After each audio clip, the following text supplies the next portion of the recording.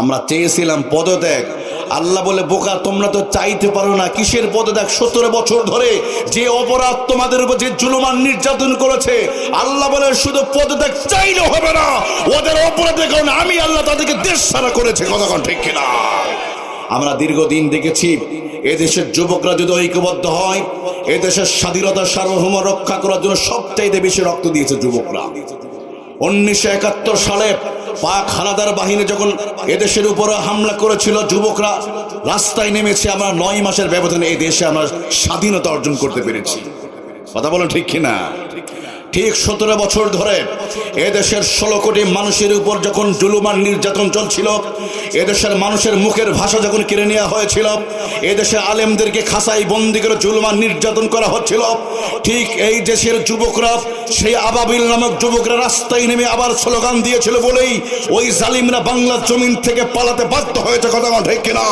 অতএব আবারও বাংলার জমিন থেকে এই সমস্ত বিস্ফোরাদেরকে দূর করবার জন্য, সেটা যেই ব্যানারে হোক, কোরআন প্রতিষ্ঠা আন্দোলন যদি ডাক আসে, আর সেই ডাকে যে 100 রক্তের যদি পূরণ হয়, কোরআনের জন্য, ইসলামের জন্য রক্ত দিতে রাজি আছি কে কে? 2 হাত উঁচু করে আল্লাহকে দেখান। তারা যেভাবে চক্রান্ত করছে, এখন আমাদের দলমত ভুলে আবার আমাদের এক হতে হবে।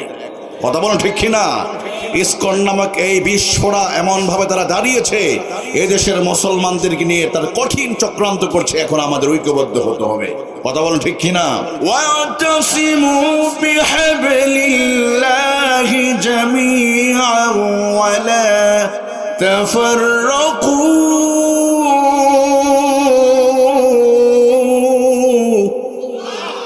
আল্লাহ রাব্বুল আলামিন বলেন ওয়াতাসিমু বিহাবলিল্লাহ আই বিফাদলিল কুরআন। রব্বুল আলামিন বলেন তোমরা কোরআনের রশিকে তোমরা ঐক্যবদ্ধ হয়ে ধরো। লা তাফাররাকু, নট ডিভাইডেড, তোমরা দলবদ্ধ হয় না, পরিবর্তন হয় না, পৃথক হয় না, তোমরা সংসময় দলবদ্ধ হয়ে থাকবে। আর আমরা দলে দলে আলাদা হয়ে গেলাম। কিন্তু মৌমাছির মধ্যে ঐক্য আছে, মানুষের মধ্যে নাই। এই জন্য আমি মাঝে মাঝে বলি, আহারে আজকে যদি মৌমাছি থেকে যদি আমরা শিক্ষা নিতাম, গোটা পৃথিবীতে কোনো মুসলমানদেরকে জুলুম আর নির্যাতন করতে পারতো না। আজকে একদল আলেম জেলখানায় যায়, আবার কিছু কিছু আছে নাস্তিক টাইপের, সরকারের 5-8টা গোলাম, তারা দূর থেকে মিটমিট করে হাসতো। কথা আল্লামা সাইদি, আল্লামা মামুনুল হক যখন জেলখানায় চলে গেল, আর একদল 5-8টা গোলাম, তারাও মাথায় টুপিওয়ালা দাড়িওয়ালা, তারা দূর থেকে বললো ওরা যদি অপরাধ না করে জেলখানায় গেল কেন? বলেছিল না? আচ্ছা আপনাদেরকে বলি আমার প্রিয় ভাইরা, ইমাম আজম আবু হানিফা তিনিও তো জেলখানায় মারা গিয়েছিলেন। উনি কোন অপরাধ করছিল? জেলখানার ভিতরে ইমাম আহমদ ইবনে হাম্বল, ওনার কোনো অপরাধ ছিল না। জেলখানার ভিতরে ইমাম মালিক রহমতুল্লাহ আলাইহি, তিনিও জেলখানার মধ্যে ছিলেন।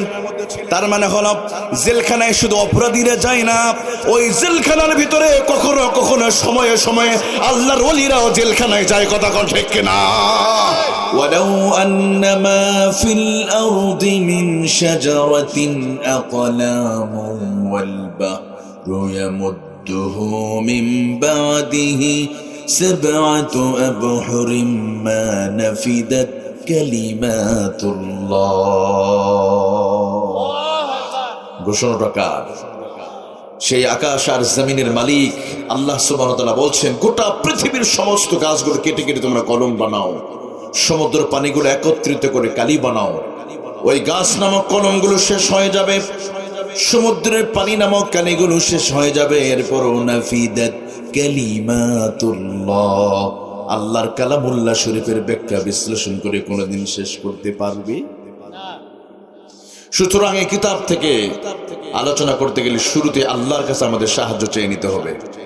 আর আমি যেহেতু পারি না, এই জন্য আমাকে একটু সহযোগিতা করতে হবে। আপনাদের কষ্ট হবে। আর আপনারা যারা এখানে বসে আছেন, আপনাদের সম্মান আল্লাহ এতটা বাড়িয়েছে, এই ধরনজির জমিনে বসে একবার যদি সুবহানাল্লাহ বলেন, এই সুবহানাল্লাহ আওয়াজ প্রথম, দ্বিতীয়, তৃতীয়, চতুর্থ, পঞ্চম, ষষ্ঠ, সপ্ত আসমান পাড়ি দিয়ে, সিদরাতুল মুনতাহা পাড়ি দিয়ে আল্লাহর আরশ আজিমে সুবহানাল্লাহ আওয়াজ আল্লাহ পৌঁছায় দিবে। 21 শতাব্দীর বিজ্ঞান সর্বোচ্চ চন্দ্র বিজয় করতে পেরেছে 1969 সালে। নেল আর্মস্টিন, অলড্রিন আর একটা লাইকা নামক একটা কুত্তা নিয়ে তারা চাঁদে গিয়েছিল 1969 সালে। তাহলে বিজ্ঞানের চরম উন্নতি, অগ্রগতি সর্বোচ্চ চন্দ্র পর্যন্ত। কিন্তু কোরআনের ময়দানে বসে তারা একবার সুবহানাল্লাহ বলবে, তাদের সুবহানাল্লাহ আওয়াজ আল্লাহর আরশ আজিম পর্যন্ত। এই জন্য আপনাদের মুখের আওয়াজ কতটা দামি বুঝতে পেরেছেন তো? এই জন্য প্রিয় ভাইরা, এই জন্য মাঝে মাঝে সুবহানাল্লাহ আলহামদুলিল্লাহ বলতে পারবেন তো? কষ্ট হবে? আলোচনা শেষ করে কে কে যাবেন একটু হাতে উঠান, শেষ বিদায় মোনাজাত করে। আমরা বিদায় মোনাজাত করে যাবো ইনশাআল্লাহ। বলেন কষ্ট হবে আপনাদের? আমি খুব লম্বা করবেন ইনশাআল্লাহ, কারণ আপনাদের কষ্ট দেব না। আপনারা যদি থাকেন শেষ পর্যন্ত আমি আপনাদের নিয়ে কথা বলবো। আচ্ছা, কে কে থাকবেন না তারা একটু হাত উঠান। এলাটা আলহামদুলিল্লাহ বলেন। তার মানে বোঝা গেল যে আপনারা কোরআনের আন্দোলনের সাথে জড়িত আছেন। আলহামদুলিল্লাহ বলেন। তো একান্ত প্রিয় বন্ধুগণ, একান্ত প্রিয় ভাইসব, আমি কোরআনুল কারীমের 114টা সূরার ভিতরে সিরিয়ালে 16 নম্বর সূরা সূরাতুন নাহলের 90 নম্বর আয়াতে কারিমা আমি তেলাওয়াত করেছি। এই আয়াত থেকে কিছু কথা বলবো ইনশাআল্লাহ। বলেন তো আলোচনা শুরুতেই যে আল্লাহ তাআলা আমাদেরকে ফিতনার মুহূর্তে আল্লাহ তাআলা আমাদেরকে জান্নাতের বাগানে বসার সুযোগ করে দিয়েছে, সেই আল্লাহর জন্য শুকরিয়া আদায় করতে হবে না? চলুন আমরা শুরুতেই সে মহান মনিবের শুকরিয়া আদায় করে নিচ্ছি। সকলে বলছি আলহামদুলিল্লাহ। লাখ করে দরুদ সালাতু সালাম বর্ষিত হোক আকে নামদার তাজদারে মদিনা বুলবুলে মদিনা নবী মুহাম্মদুর রাসূলুল্লাহ সাল্লাল্লাহু আলাইহি ওয়াসাল্লামের উপরে। নবীর প্রেমে মাতোয়ারা হয়, কলিজা উজাড় করে প্রিয় নবীজির শানে দরুদ এবং সালাম প্রেরণ করছি সুদূরে বাংলা জমিন থেকে। সকলে বলছি সাল্লাল্লাহু আলাইহি ওয়াসাল্লাম। সম্মানিত প্রিয় বন্ধুগণ, আমরা শুকরিয়া আদায় করলাম কার? একটু আমার সাথে একটু কথা বলতে হবে, যেহেতু আমি কথা বলতে জানি না, গুনাহগার মানুষ, তেমন জ্ঞান নেই আমার। তো এই জন্য বলছি শুকরিয়া আদায় করলাম কার? আকাশের মালিক কে? আর একটু আস্তে বলেন, কারণ আল্লাহ বললে তো গুনাহ হবে। নরেন্দ্র মোদী ওই পার থেকে মামলা করে দিবে মনে হয়, স্বৈরাচার ওই পার থেকে মনে হয় মানে টস করে ধরে নিয়ে যাবে নাকি? ভয় লাগে আপনাদের? কিসের ভয়? গলা উঁচু করে বলতে হবে আকাশের মালিক কে? না, এটা আমার পছন্দ হলো না, একটু জোরে বলতে হবে, কারণ আমি তো ভাই আলোচনা পারি না, ছোট মানুষ, গুণগার মানুষ। আপনাদের এলাকায় নতুন আসছে, আমি একটু জোরে বলতে হবে আকাশের মালিক কে? আরো জোরে, আকাশের মালিক কে? জমিনের মালিক কে? আরো জোরে বলতে, আকাশের মালিক কে? জমিনের মালিক কে? এই জমিনে গোলামি করবো কার জন্য? নামাজ আদায় করবো কার জন্য? কোরআনুল কারীম তেলাওয়াত করবো কার জন্য? স্ত্রীকে পিটাবো কার জন্য? যে বিয়ে করুন সে বলছে আল্লাহ। এলাকায় মানুষ স্ত্রীতে পিটে এতই রাগ, কিন্তু আমি তো জানি পাঁচ বিবি ও পাঁচ বিবি। এই এলাকার মানুষ কিন্তু খুবই ভালো। আপনাদের ধরুন যে এলাকায় জয়পুরহাটের, কেন আপনাদের এলাকার সাথে কিন্তু আমার খুব ইতিহাস জড়িত আছে। আমি আপনাদের এলাকায় আমার জন্মস্থান, আমি পরে বলবো ইনশাল্লাহ। স্ত্রীকে পিটায় না, মাঝে মধ্যে একটু যৌতুক না দিলে পিটায়, তবে এদিকে যৌতুক নাই। সবাই বলে আলহামদুলিল্লাহ। কিছু মানুষ বলেনি কিন্তু এটা। মেয়েরা এখানে মেয়েরা শুনতেছো, আমাদের মা বোনেরা আছে তো, আলহামদুলিল্লাহ। আল্লাহ মা বোনদের কবুল করেন। আমার প্রিয় ভাইরা, যৌতুক দিব না, নিব না ইনশাআল্লাহ। বলেন যৌতুক কেন দিব ভাই? কেন নিবেন যৌতুক? একজন মা বাবা তো একটা মেয়েকে তিল তিল করে 18 বছর ধরে বড় করেছে, সে তো কলিজাটা বের করে আপনার হাতে দেয়। কেন যৌতুক নিতে হবে? আল্লাহ আমাদের বোঝার তৌফিক দান করুন। তা আমরা বলছিলাম আমাদের সব কিছু হবে কার জন্য? আল্লাহর জন্য।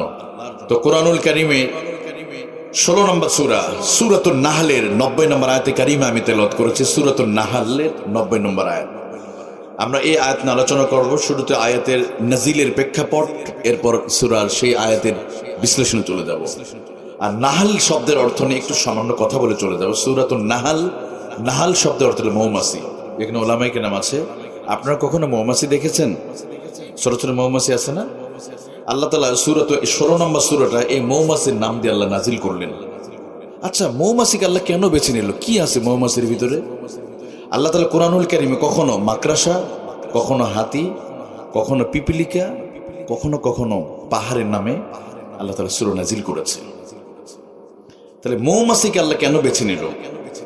মুফাসসির کرام চমৎকার ব্যাখ্যা করেছে। আল্লাহ তাআলা মৌমাছিকে বেছে নেওয়ার কয়েকটা কারণ আছে।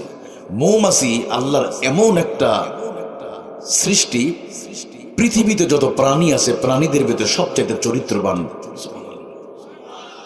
সবচেয়ে বড় চরিত্রবান। মৌমাছিদের ভিতরে দুইটা বৈশিষ্ট্য আমি আলোচনা করে আমি শানে নজরুলের দিকে চলে যাব। মৌমাছিদের ভিতরে দেখবেন এরা সবচেয়ে চরিত্রবান প্রাণী। এরা কখনো ময়লা আবর্জনায় বসে না। বসে দেখবেন মৌমাছির কাছাকাছি একটা প্রাণী আছে, মাছি। মাছি আর মৌমাছি। মাছিকে গাছের ফুলে ফলে গাছের মগ ডাল পাওয়া যায়, আর মৌমাছিকে পাওয়া যায় গাছের ফুলে ফলে। সরিষা যখন লাগানো হয় দেখবেন সরিষা ফুলে মৌমাছিকে পাওয়া যায়, কিন্তু মাছিকে পাওয়া যায় পাবলিক টয়লেটও পাওয়া যায়, পচা দুর্গন্ধ পাওয়া যায়, নর্দমায় পাওয়া যায়, আবার মিষ্টির দোকানও। আল্লাহ রাব্বুল আলামিন আমাদেরকে শিক্ষা দিচ্ছে, বান্দারে তোমরা মৌমাছি মার্কা ঈমানদার হও, মাছির মতো বেঈমানি হয় না। কারণ মাছি হলো কখনো কখনো মিষ্টির দোকানেও বসে, আবার কখনো ময়লা আবর্জনায় বসে। অতএব তোমরা মৌমাছির মতো ঈমানদার হও, বেঈমান হয় না। কখনো কখনো ওয়াজের প্যান্ডেলে, আবার কখনো নামাজে, কখনো কোরআন তেলাওয়াত, আবার কখনো কখনো গানের প্যান্ডেলে যাবে। এটা মুনাফিকের চরিত্র, কথা বলো ঠিক কিনা?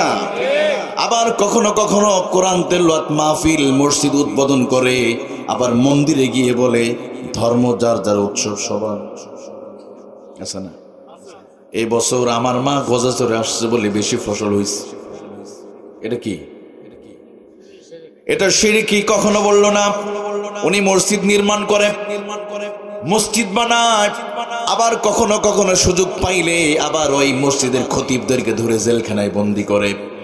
এটা হলো মৌমাছির চরিত্র নয়, এটা হলো মাছির চরিত্র। আমার আল্লাহ বলে তোমরা বেঈমানি হও না, তোমার মাছি মার্কা তোমরা ইমানদার হয়ে যাও। বেঈমান আছে না নাই আমাদের ভিতরে? আল্লাহ বলেন তোমরা মৌমাছির মতো হও। মৌমাছি চরিত্রবান প্রাণী, সে কখনো ময়লা আবর্জনা পাওয়া যায় না, ওদেরকে পাওয়া যায় সবসময় ফুলে ফলে। আল্লাহ ওদেরকে বলেছে তোমার 3 জায়গায় ঘর বানাবে, তোমরা কখনো নর্দমায় ময়লা জায়গাতে ঘর বানাবে না। এই জন্য আজও কোরআনে এক জায়গায় আল্লাহ আদেশ করেছে মৌমাছিদেরকে। আল্লাহ রাব্বুল আলামিন বলেন ওয়াআউহা রাব্বুকা ইলান নাহলি আনিত্তাখিযি মিনাল জিবালি বুয়ুতান ওয়া মিনাশ শাজারি ওয়া মিম্মা ইয়ারিশুন। আল্লাহ রাব্বুল আলামিন কোরআনুল কারীমে আয়াত সূরাতুন নাহলের আয়াত নাযিল করে আল্লাহ ও মৌমাছিরা, তোমাদের জন্য আমি আল্লাহ আদেশ করে দিলাম, আইন পাশ করে দিলাম, সংবিধান জারি করে দিলাম, তোমরা 3 জায়গায় ঘর বানাবে। গাছের মগ ডালে, অমিনাল জিবাল গাছের ডালে, পাহাড়ের পাদদেশে, মিনাল বুয়ুতি ঘরের জানালার ভেন্টিলেটরে, এই জায়গা তোমরা ঘর বানাবে। এই জন্য আমার প্রিয় ভাইয়েরা, কোনোদিন কি দেখেছেন মৌমাছিরা ওই পাবলিক টয়লেটে কোনোদিন মৌচাক বানায়? ওদেরকে দেখবেন গাছের ডালে, ঘরের জানালার ভেন্টিলেটরে। তাহলে মৌমাছিরা আল্লাহর কথা মানে, সুবহানাল্লাহ বলেন। মৌমাছি নিয়ে গবেষণা করেছেন অস্ট্রেলিয়ার একজন বিজ্ঞানী, কালভন ফ্রেন্স নামক এই বিজ্ঞানী। তিনি বলেন মৌমাছিদেরকে যে আদেশ করা হয়েছে, মৌমাছি আল্লাহর আদেশের বিরুদ্ধে যায়নি, সুবহানাল্লাহ বলেন। তাহলে আমার প্রিয় ভাইয়েরা, মৌমাছিদের অন্যতম বৈশিষ্ট্য তারা কখনো ময়লা জায়গায় যায় না। ওদের চরিত্র 1 নম্বর। আল্লাহ বলেন বান্দারে শুনে রাখো, তোমরা মৌমাছিদের মতো চরিত্রবান হও, তোমরা বেঈমান হও না। কখনো নামাজ পড়বে, নামাজে বলবে আল্লাহ তোমার গোলামি করি, আবার মসজিদ থেকে বের হয়ে বলবে কোরআনের বিরোধিতা করো। আল্লাহ বলে তুমি হলো সবচেয়ে বড় বেঈমান। নামাজের মধ্যে বলল ইয়াকা না'বুদু ওয়া ইয়াকা নাস্তাঈন ইহদিনাস সিরাতাল মুস্তাকিম। নামাজে বলল আল্লাহ তোমার গোলামি করি, আবার মসজিদ থেকে বের হয়ে ইসলামী আন্দোলন যারা করে, কোরআনের পক্ষে যারা করে, তাদের বিরুদ্ধে আবার স্লোগান দেয়, আছে না নাই? নামাজে বলল আল্লাহ তোমার ইবাদত করি, বাইতুল্লাহতে গিয়ে বাইতুল্লাহর সামনে গিয়ে বলে ইন্নাল হামদা ওয়ান নি'মাতা লাকা ওয়াল মুলক লা শারীকা লাক। ওখানে গিয়ে ঘোষণা করলো আল্লাহ তুমি একচ্ছত্র অধিকারী মালিক, তুমি রাজত্বের মালিক, সভরেন্টির মালিক। আল্লাহ তুমি লাকা ওয়াল মুলক ঘোষণা করলো কোথায়? বাইতুল্লাহতে গিয়ে। সমস্ত নেতারা যায় না ওখানে? ওখানে গিয়ে ঘোষণা করল লাকা ওয়াল মুলক, গোটা পৃথিবীর সভরেন্টির মালিক আল্লাহ তুমি। আবার দেশে এসে যখন কোন রাজনৈতিক দলের ইশতেহারে লেখা থাকে, বাংলাদেশ জামাতে ইসলামীর ইশতেহারে লেখা ছিল সর্বময় ক্ষমতার মালিককে? আরো জোরে বলেন। শুধুমাত্র এই জিনিসটা লেখার কারণে ওই বেঈমানরা বাংলাদেশে এসে তারা কি করলো, এই দলের নিবন্ধনটা তারা বাতিল করেছে, অন্য কিছু কারণ নয়। একটাই কারণ, সেখানে লেখা ছিল সর্বময় ক্ষমতার মালিককে। আরো জোরে বলেন। তাহলে ওখানে গিয়ে বলে আল্লাহ তুমি রাজত্বের মালিক, আর বাংলাদেশে এসে ইসলামী দলের যদি তার ইশতেহারে লেখা থাকে সর্বময় ক্ষমতার মালিক আল্লাহ, এই জন্য তারা এই দলকে একবার নিষিদ্ধ ঘোষণা করেছিল। কতক্ষণ ঠিক কিনা? তবে আমরা বলে দিতে চাই, গোটা পৃথিবী যদি একদিকে চলে যায় চলে যেতে পারে, কিন্তু আমরা আল্লাহর রাস্তা থেকে এক বিন্দু পরিমাণ, চুল পরিমাণ আমরা চলে যেতে পারি না। কতক্ষণ ঠিক কিনা? এটা হলো মুনাফিকি। ওখানে বলে আল্লাহ তোমার হুকুম মানে তুমি সর্বময় ক্ষমতার মালিক। এসে বললো অমুক দলের এই কারণে নিষিদ্ধ করা হয়েছে, আছে না? আর আজকে তার নিজেরাই।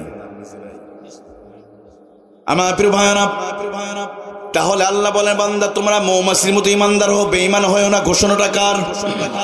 আরো জোরে বলেন। আবার এটা মনে রাখতে হবে, সাভরেন্টির মালিক জনগণ না, আল্লাহ। এই জমিনের মালিক কি? আল্লাহ। অথচ যখন আমরা এই কথা বলি আলা লাহুল খালকু ওয়াল আমরু ফাতাবারাকাল্লাহু আহসানুল খালিকিন, আল্লাহু আকবার। যখন বলা হয় আকাশ আর জমিনের মালিক, জমিন যার, রাজত্ব চলবে তার, এ কথা বলার সাথে সাথে আমাদেরকে জঙ্গি আর মৌলবাদের ট্যাগ দেওয়া হয়। কথায় এই প্রথম আলো নামক প্রথম অন্ধকার এই পত্রিকা, বাংলাদেশের বিশ্বনন্দিত মুফাসসির কোরআন আল্লামা সাইদী রহমাতুল্লাহ আলাইহি তিনিও বলেছিলেন প্রথম আলো নয়, ওটা হলো প্রথম অন্ধকার পত্রিকা।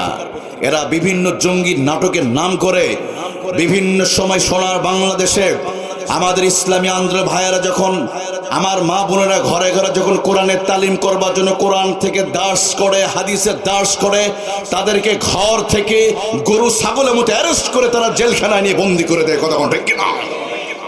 আবার কোন ভাইয়েরা যখন ছোট্ট বিশ্ব স্কুলে পড়ে, ক্লাস 8-এ পড়ে, 9-এ পড়ে, অথবা বিশ্ববিদ্যালয়ে পড়ে, তারা সাধারণ কোরআনুল কারীমের একটা রিপোর্ট রেখেছে, অথবা কোরআন শরীফ পড়ে, সকালবেলা ঘুম থেকে উঠে রিপোর্টটার মধ্যে লেখে আজকে কি 5 ওয়াক্ত নামাজ পড়েছে কিনা।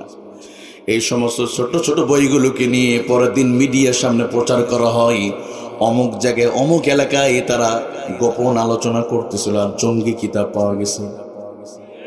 খোঁজ নিয়ে দেখা গেল সেটা হলো কোরআন শরীফ। ওরা আল্লাহর কোরআনকে জঙ্গির কিতাব বানিয়েছে, নাউজুবিল্লাহ বলেন। আবার তারাও মসজিদও নির্মাণ করে বলে আমরা সবচেয়ে বেশি মসজিদ নির্মাণ করছি, বলে না? 500 মডেল মসজিদে কি হবে যদি মডেল খতিব নিয়োগ না দেওয়া হয়?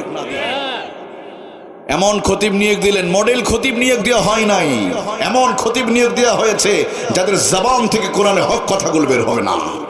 কিসের এই মসজিদে ধুয়ে পানি খানা? আবু জেহেল তো মসজিদে হাজিদেরকে পানি পান করাতো, কিন্তু তলে ইসলামে বিরোধিতা করত। আপনাদের কষ্ট হচ্ছে নাকি? আমার প্রিয় ভাইরা, মৌমাছিদের আর একটা ব্যাখ্যা একটু বলে দেই। ওরা সব সময় দলবদ্ধ হয়ে থাকে, তাই না? কখনো মৌচাকে ঢিল মেরেছেন কেউ এখানে? এই আমলটা কেউ করছে নাকি ছোটবেলা? একটা হাত তুলে উঠান। এই যে পিছনে আছে, মাশাআল্লাহ, মানে এই আমল করছে। আচ্ছা, মৌচাকে ঢিল মারলে ওরা একসাথে দলবদ্ধ হয়ে ওরা মিছিল করে, তাই না? তা আমার আল্লাহ রাব্বুল আলামিন আমাদের শিক্ষা দিচ্ছে, বান্দারে তাকাও ওই ছোট্ট মৌমাছির দিকে। মৌমাছিরা একজন যদি আক্রান্ত হয় দলবদ্ধ হয়ে রাস্তা নেমে তারা মিছিল করে আর প্রতিবাদ করে। অথবা মুসলমানরা শুনে রাখো, আমার এই জমিনে চলতে গিয়ে কখনো যদি কোনো মুসলমানের উপরে যদি আক্রান্ত হয় তোমার দলবদ্ধ হয়ে রাস্তায় নেমে তোমার প্রতিবাদ করবে। কথা কোন ঠিক কিনা? واعتصموا بحبل الله جميعا ولا تفرقوا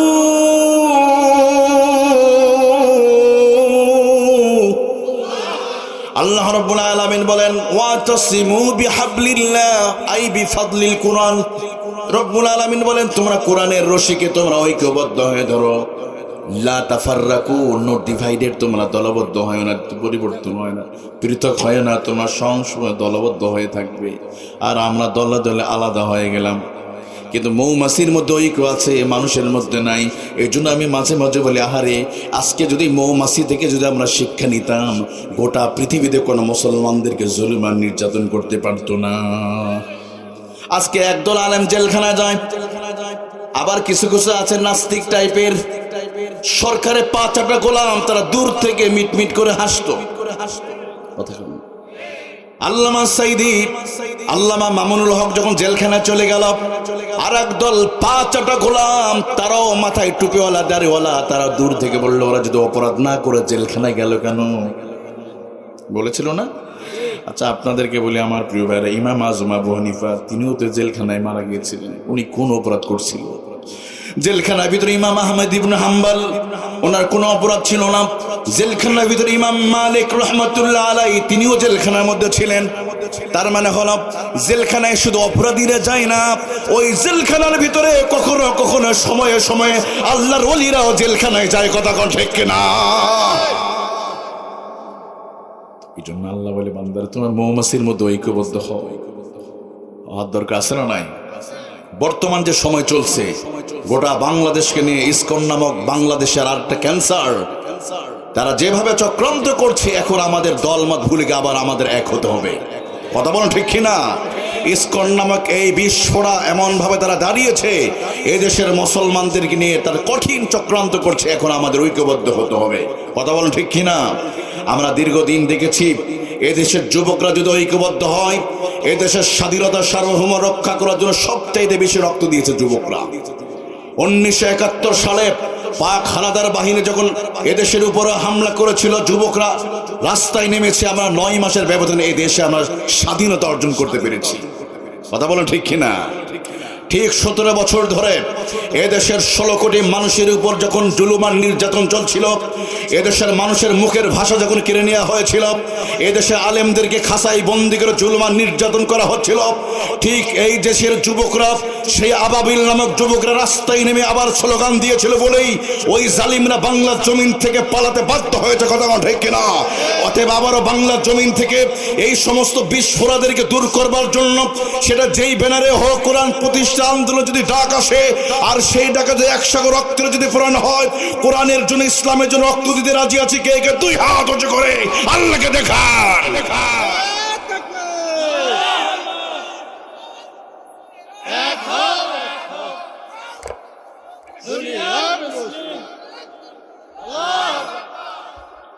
আপনাদের কষ্ট হচ্ছে নাকি?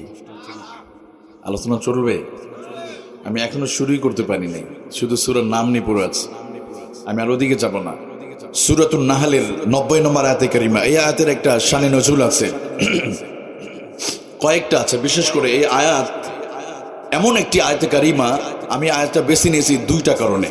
1 নম্বর, আব্দুল্লাহ ইবনে মাসউদ রাদিয়াল্লাহু আনহু, জলিল কদর সাহাবী, তিনি বলেন আল্লাহ তাআলা আদেশ সূচক যতগুলো আয়াত নাজিল করেছে 700-এর উপরে, তিনি বলছেন আল্লাহ যদি এই 700 আয়াত নাজিল না করে শুধু সূরা নাহলের 90 নম্বর আয়াত যদি নাজিল করে দিতেন, এই একটা আয়াত 700 আয়াতের কাজ করে দিত।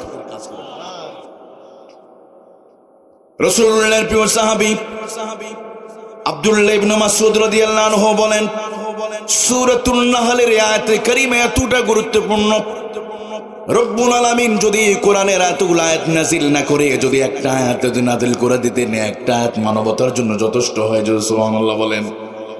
এই আয়াতটা বেছে নেওয়ার আরেকটা কারণ হলো, প্রতি জুমার দিন আমরা আমাদের খতিব সাহেবরা দেখবেন, দ্বিতীয় খুতবার সময়, সানি খুতবার সময় আমাদের খতিব সাহেবরা এই আয়াতটা তেলাওয়াত করে, শেষ মুহূর্তে বলে, ইন্নাল্লাহা ইয়া'মুরু বিল আদলি ওয়াল ইহসানি ওয়া ইতাই যিল কুরবা وينهى عن الفحشاء والمنكر والبغي يعظكم لعلكم تذكرون।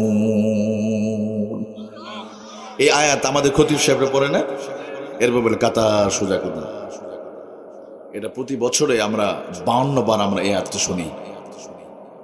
কেন এই আয়াত জুমার দিন আমরা শুনি বারবার? কখনো কি খতিবদের জিজ্ঞেস করেছি আমরা? অথবা খতিব সাহেবরাও কখনো আমাদেরকে বলে নাই এই আয়াতটা কেন? আর বলবে কেমনে? এদেশে খতিবদের তাদের কণ্ঠ রোধ করা হয়েছিল, চার দেওয়ালের মাঝে কোরআনকে বন্দি রাখা হয়েছে, খতিবরা কোরআনে কথা বললে মসজিদ থেকে তাদেরকে বের করে দেওয়া হয়েছে। তো বলবে কিভাবে খতিবদেরকে? মাহফিলে বলবে, মাহফিল থেকে এসে এই যে, আচ্ছা আজকের মাহফিলে কোনো অনুমতি লেগেছে নাকি? কোনো যেতে হয়নি না? আলহামদুলিল্লাহ বলেন। অথচ গত 15 বছর অনুমতির নামে এদেশের মুসলমানদের সাথে তামাশা করা হয়েছিল। মেম্বার সাহেব যদি অনুমতি দেয়, চেয়ারম্যান বন্ধ করে দেয়। কোন চামচা, চেয়ারম্যানের এক চামচা যদি অনুমতি দেয়, এমপি সাহেব বন্ধ করে দেয়। এমপি যদি অনুমতি দেয়, মন্ত্রী বন্ধ করে দেয়। এভাবে কোরআনী মাহফিল নিয়ে তারা এদেশের মুসলমানদের সাথে তামাশা আর বেঈমানি করেছিল। এমনকি অনেক মাহফিল তৈরি হয়ে গেছে, পোস্টারিং হয়ে গেছে, মাইকিং হয়ে গেছে, স্টেজ রেডি, বক্তা রেডি, তাওহীদের জনরা রেডি। অঘোষিত অবস্থায় যে কোনো সময় এসে মাহফিল তারা বন্ধ করে দিত। আর আজকে আল্লাহ তাআলা তাদেরকে দেশ ছাড়া করেছে। আমরা চেয়েছিলাম পদত্যাগ, আল্লাহ বলে বোকা তোমরা তো চাইতে পারো না। কিসের পদত্যাগ? 17 বছর ধরে যে অপরাধ তোমাদের উপর, যে জুলুমান নির্যাতন করেছে, আল্লাহ বলে শুধু পদত্যাগ চাইলে হবে না, ওদের অপরাধের কারণে আমি আল্লাহ তাদেরকে দেশ ছাড়া করেছে। কথা কোন ঠিক কিনা? কিসের পদত্যাগ? আল্লাহ বলে তোমরা তো চাইতে পারো না, আমরা তো শুধু পদত্যাগ চেয়েছিলাম, আল্লাহ দেশ ত্যাগ করে দিচ্ছে।